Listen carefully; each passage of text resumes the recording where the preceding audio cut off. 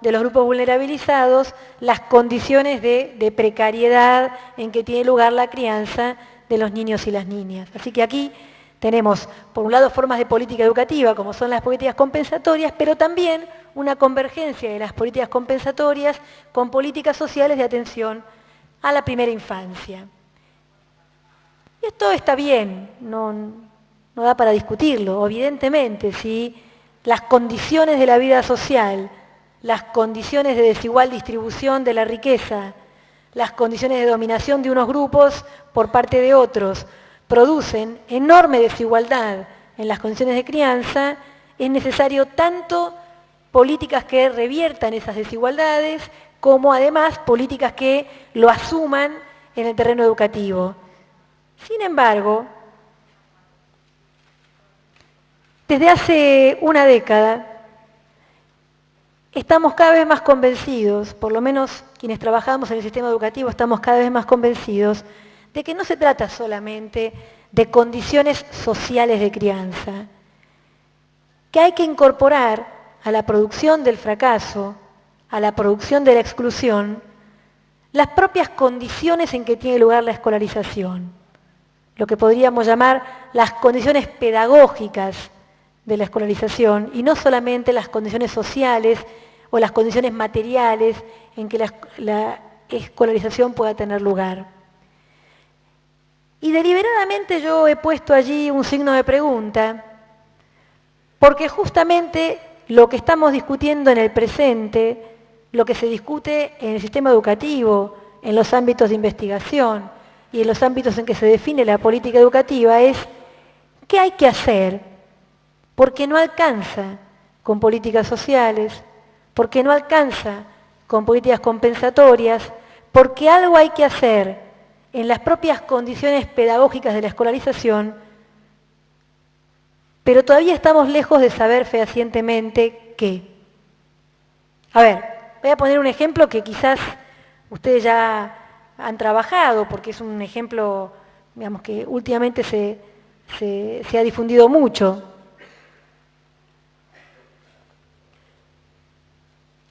Tenemos fuertes dificultades para garantizar una trayectoria educativa completa a los niños y niñas de nivel primario que tienen fuerte sobreedad. Esto es, fuerte desfasaje entre su edad cronológica y la edad teórica del grado que cursan, que suele ser además la edad de muchos de sus compañeros de grado o de curso.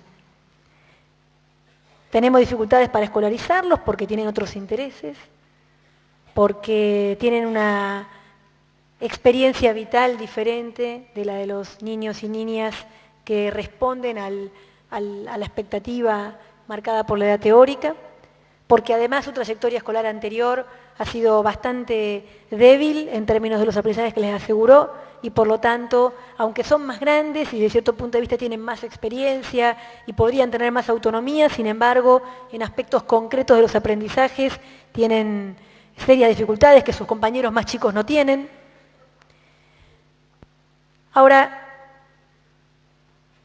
siempre enfatizo que en realidad lo que pone a los niños, niñas, adolescentes, jóvenes con sobreedad, sobre todo niños, niñas y adolescentes con sobreedad, en riesgo educativo, no es su edad, no es la edad que tienen. La edad no pone en riesgo a nadie de nada, bueno, salvo de algunas cosas que de las cuales hay que cuidarse, digamos, ¿no? Pero escolarmente, no hay ninguna razón para que la edad sea un factor de riesgo. La edad es un factor de riesgo porque el sistema educativo hace más de 120 años que trabaja con la hipótesis de la edad teórica. Y el saber didáctico acumulado, el saber pedagógico acumulado, están construidos con la hipótesis de la edad teórica. Y aunque sabemos que en la escuela hay cantidades importantes de sujetos que no tienen la edad teórica, no hacemos sino verlos como desviados de la edad teórica, sujetos con problemas. Por supuesto que están desviados de la edad teórica por condiciones que han hecho que finalmente, sí, claro, su trayectoria no sea la esperada. pero no hay nada que les impida aprender. Lo que les impide aprender es una maquinaria armada para seguir un cierto ritmo y que no sabe cómo trabajar rompiendo las monocronías de aprendizaje. El supuesto de la escuela graduada, tiene dos supuestos. Primero, que los sujetos de la misma edad son sujetos básicamente similares, supuesto que no se sostiene hoy en día, pero que es el supuesto por el cual poníamos a todos en el mismo punto de partida. Y en segundo lugar, el supuesto de la monocronía en el aprendizaje, el supuesto de que el aprendizaje sigue un ritmo parejo para todos. Entonces, si todos empiezan al mismo tiempo y avanzan al mismo tiempo, tienen los mismos aprendizajes. Si uno empieza más tarde, obviamente no puede tener nunca los mismos aprendizajes, ¿sí? Porque ya no fue al mismo ritmo que los otros. Y ante eso no sabemos qué hacer. El discurso habla de la diversificación curricular, de las adaptaciones curriculares, de los agrupamientos flexibles, pero tenemos que admitir que esos son discursos y que es muy difícil traducirlos después en la práctica concreta del aula. Por eso el signo de pregunta, ya acá magnificado, para decir, bueno, es una gran pregunta que tenemos, una pregunta que es algo así como, ¿qué hacer con, y acá me quedó, acá como pasó de una computadora a la otra, me quedó mal el signo, está tapando una parte de la pregunta. ¿Qué hacer con el currículum único? Porque el currículum único conspira contra la idea de varias cronologías de aprendizaje. El currículum único descansa en la idea de aprendizajes monocrónicos. ¿Qué hacer con el aula estándar, que también está pensada para aprendizajes monocrónicos? ¿Y qué hacer con el método uniforme, que es este? Nosotros estamos acá viviendo una situación típicamente escolar. Ustedes están aquí y son todos distintos. Tienen edades distintas, trayectorias formativas distintas, trayectorias profesionales distintas, quieren ser diferentes cosas, tienen intereses diferentes, saben más o menos de lo que yo estoy hablando, y sin embargo yo estoy diciendo lo mismo para todos. Ese lo mismo para todos es la base del método uniforme, es la base del armado escolar.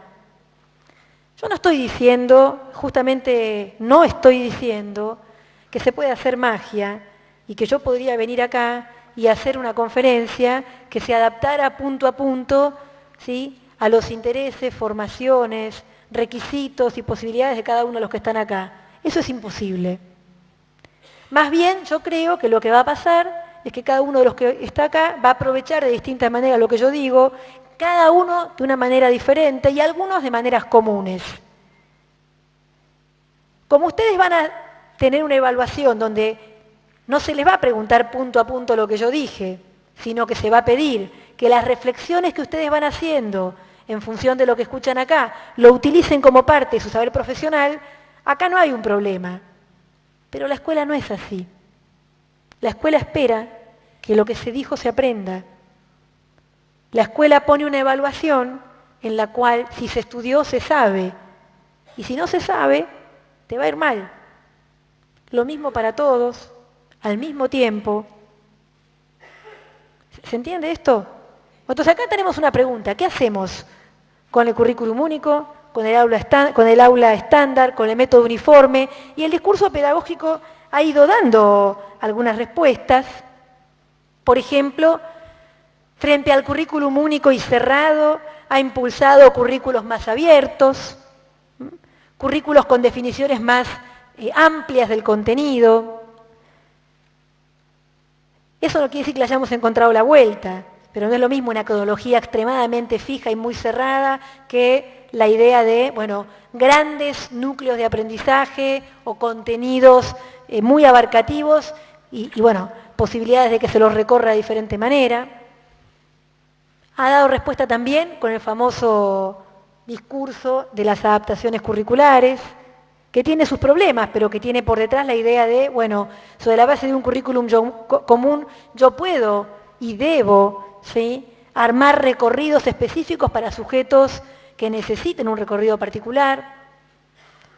Ha dado respuesta también por el lado de la diversificación curricular, aceptando que en una misma aula pueda haber un proyecto común que todos cursan, pero también niveles de profundización diferentes según intereses y aprendizajes logrados por cada uno de los que están en las aulas.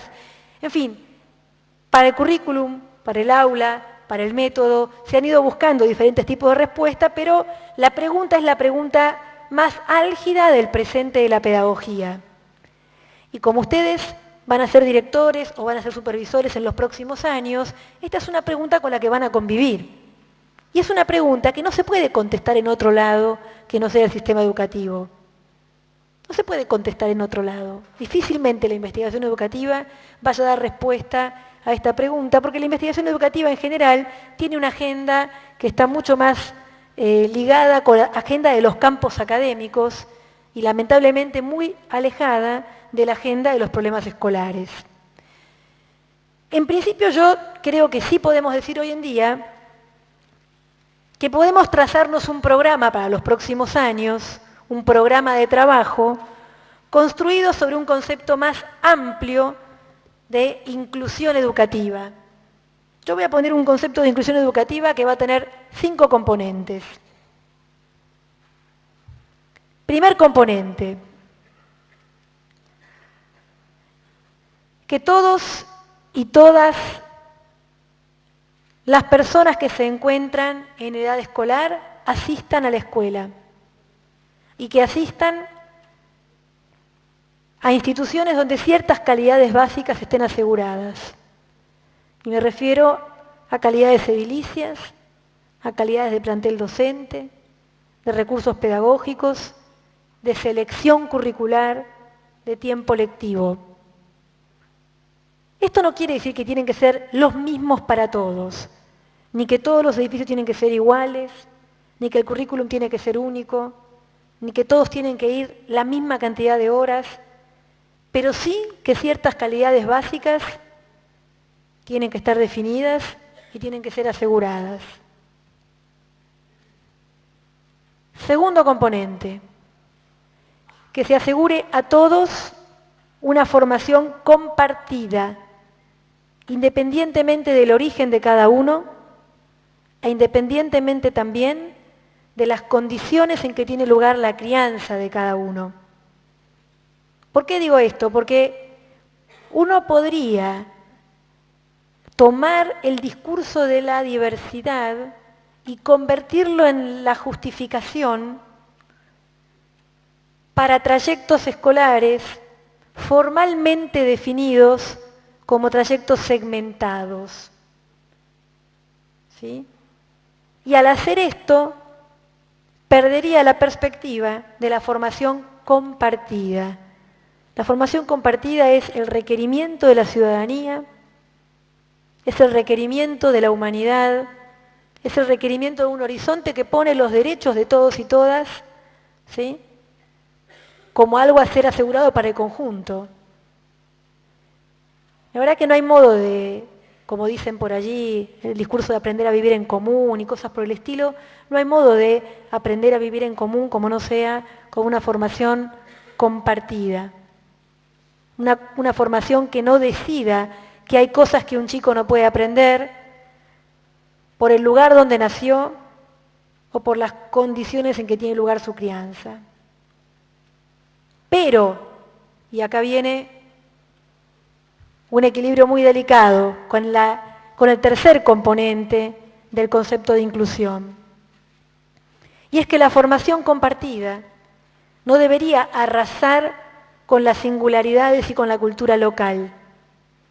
Nosotros podríamos decir que el sistema educativo argentino se caracterizó por una formación compartida en el nivel primario, pero lo hizo arrasando con las singularidades, arrasando con la cultura local. Yo no estoy hablando de formación única, sino de formación compartida, que es otra cosa. Una formación donde la perspectiva de todos se pone en consideración, donde cada uno se hace capaz, como trata de decir la viñeta que puse, de comprender la cultura y los intereses de los otros. Entonces leo que esa formación compartida no arrase con las singularidades y la cultura local, ni codifique como una cultura autorizada, como única cultura autorizada, la de sectores específicos de la población. Por el contrario, que promueva en todos una comprensión de la cultura y de los intereses de los otros. Con eso tiene que ver la universalidad, no con la selección de un sector de la cultura y la codificación de ese sector de la cultura como el único legítimo, sino con la ampliación de la perspectiva cultural de todos para hacernos capaces de entender los intereses y las posiciones de los otros. Por eso Connell, el autor al que me refería hace un rato, nos decía o nos dice, no se trata de hacer currículos de guetos y que cada cual tenga la parte de la cultura que le toca por el lugar donde nació. Se trata, por el contrario, de que el currículo exprese perspectivas diversas y haga que todos nos formemos de manera compartida en esas perspectivas diversas. Cuarto componente de esta idea de inclusión educativa. Que no se produzca ninguna clase de condicionamiento sobre lo que los niños y las niñas, y podríamos decir por supuesto adolescentes y jóvenes, pero los primeros condicionamientos ocurren en la infancia, sobre lo que los niños y niñas podrán seguir estudiando una vez que finalizaron un determinado nivel educativo. A veces, ciertas propuestas compensatorias, remediales, se centran en la terminalidad de un nivel educativo, pero ponen en riesgo la escolaridad posterior.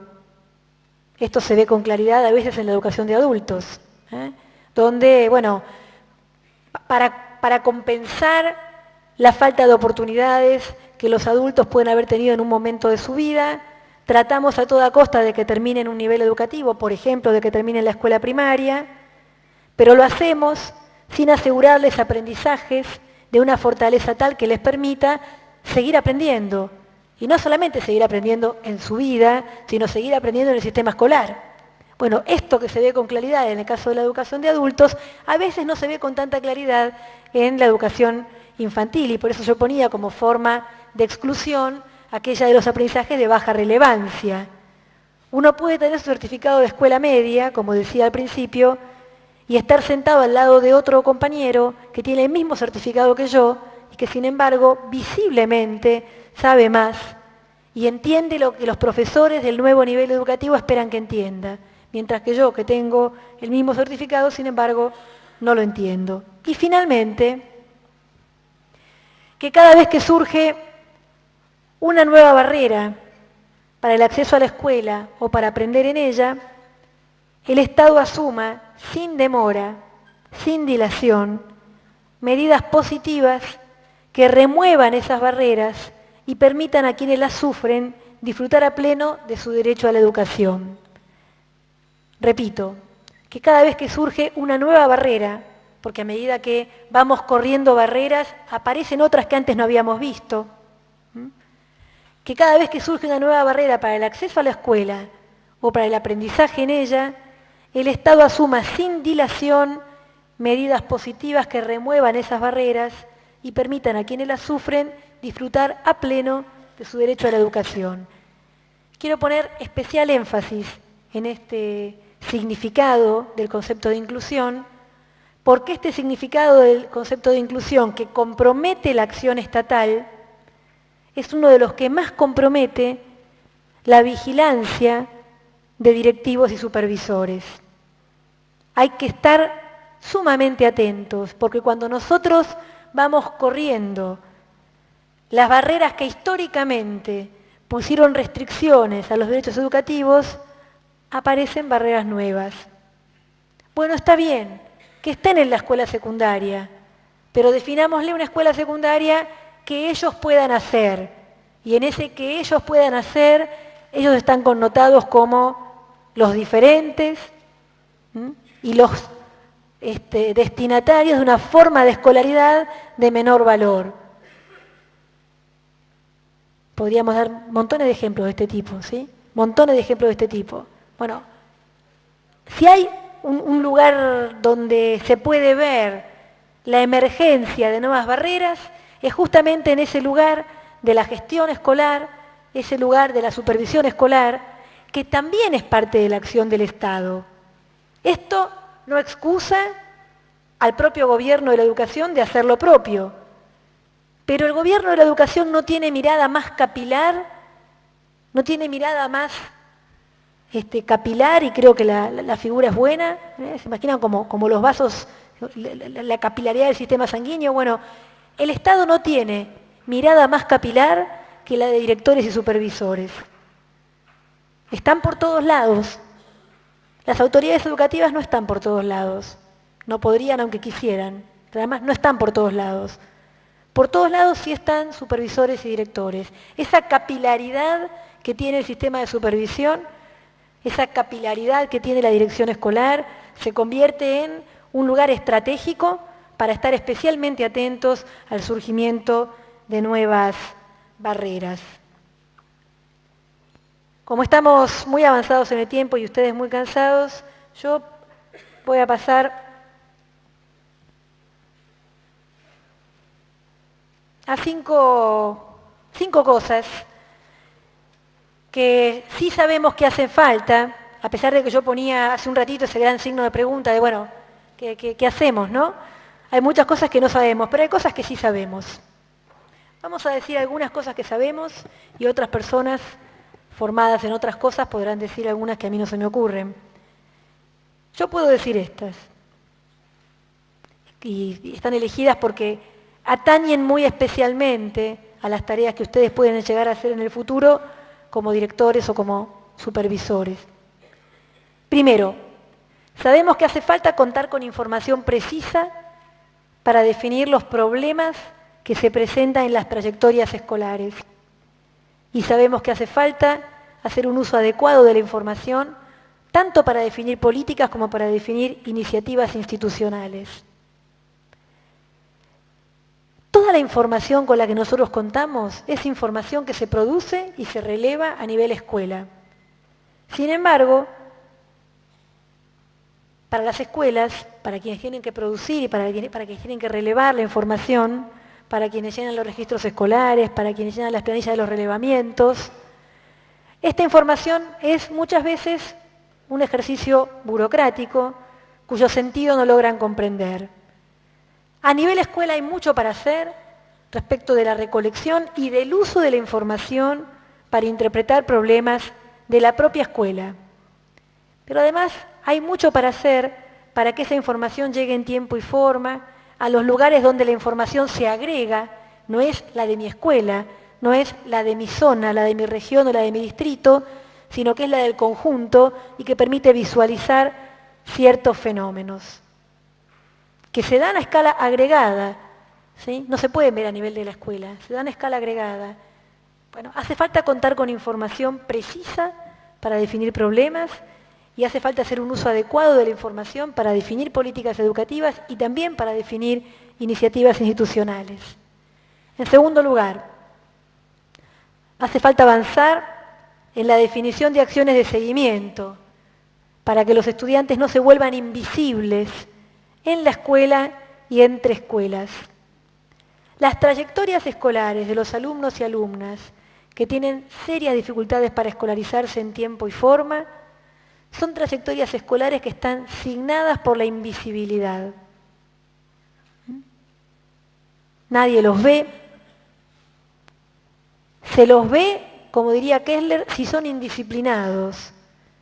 Pero si no son indisciplinados no se los ve. Pueden llegar a irse sin que se advierta demasiado, faltar sin que nadie lo note, volver sin que nadie se preocupe por ponerlos al día con los aprendizajes no logrados. La invisibilidad es un rasgo que se presenta de manera muy repetida en las historias escolares de los sujetos que tienen trayectorias más difíciles. Un sujeto pide un pase en una escuela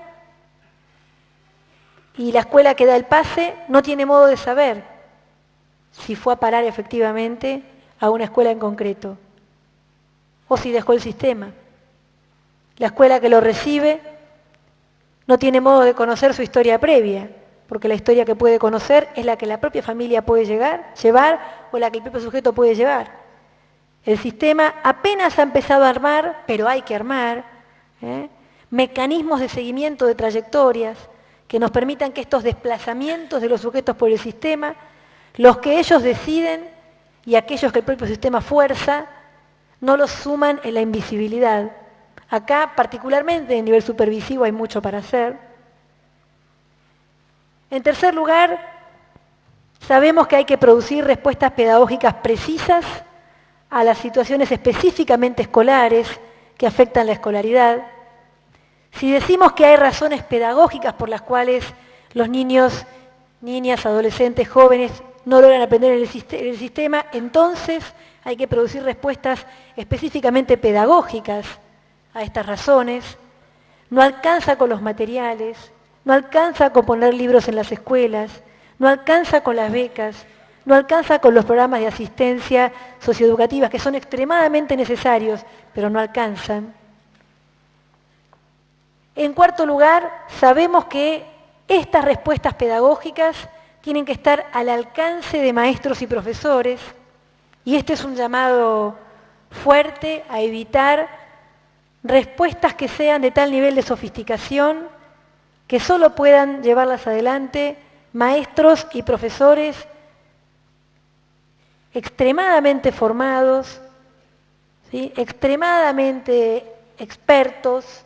Nosotros tenemos que encontrar modos de dar respuesta a la problemática educativa que sean modos que en algún sentido se parezcan a los de fines del siglo XIX. Alcanzaba con ser maestro, alcanzaba con ser profesor. Tenemos que encontrar formas de respuesta que pueden ser todo lo sofisticadas que ustedes quieran, pero que tienen que tener un nivel de resolución final que estén al alcance de maestros y profesores. Como suele decir, digamos, un par de didactas que yo conozco, Delia Lerner, Patricia Sadowski, suelen decir, bueno, si la estrategia didáctica para que un niño que no se alfabetiza logra alfabetizarse es de tal complejidad que solo puede llevarla adelante Delia Lerner, entonces no sirve, porque Delia Lerner hay una. Parecidos a Delia Lerner puede haber algunos, pero nosotros necesitamos que haya miles.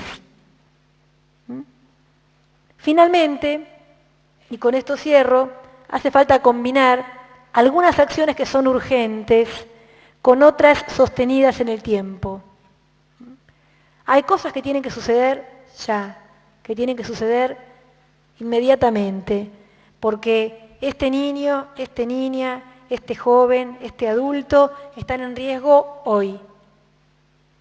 Pero si nosotros no pensamos acciones sostenidas en el tiempo, programas de trabajo a nivel de las escuelas, programas de trabajo a nivel de los departamentos, de las regiones, de los distritos, de la provincia, que sean sostenidos en el tiempo, nosotros vamos a encontrar una y otra vez corriendo detrás del problema. Una y otra vez. Por ejemplo, muchos países de América Latina y sobre todo algunas ciudades grandes que experimentan el fenómeno de la exclusión educativa por sobredad de manera muy grave, han iniciado hace algunos años programas de aceleración de los aprendizajes. Son muy interesantes. Yo he tenido oportunidad de conocer el de El Salvador, el de Colombia, por supuesto conozco el de Buenos Aires, en cuyo diseño tuve directa responsabilidad. Pero si uno no trabaja sobre el ciclo de alfabetización de la escuela primaria, si uno no piensa a mediano y largo plazo cómo mejorar el ciclo de alfabetización de la escuela primaria, va a seguir produciendo candidatos a programas de aceleración, porque va a seguir produciendo multirepitencia, porque va a seguir produciendo bajos niveles de alfabetización, porque va a seguir produciendo niños con bajo dominio del conocimiento matemático, etcétera, etcétera, etcétera. Tenemos que seguir pensando programas de reingreso que revinculen a los adolescentes con la escuela media, pero si no cambiamos la escuela media, vamos a seguir produciendo candidatos a programas de reingreso. Por eso digo, hay que combinar acciones urgentes con otras sostenidas en el tiempo.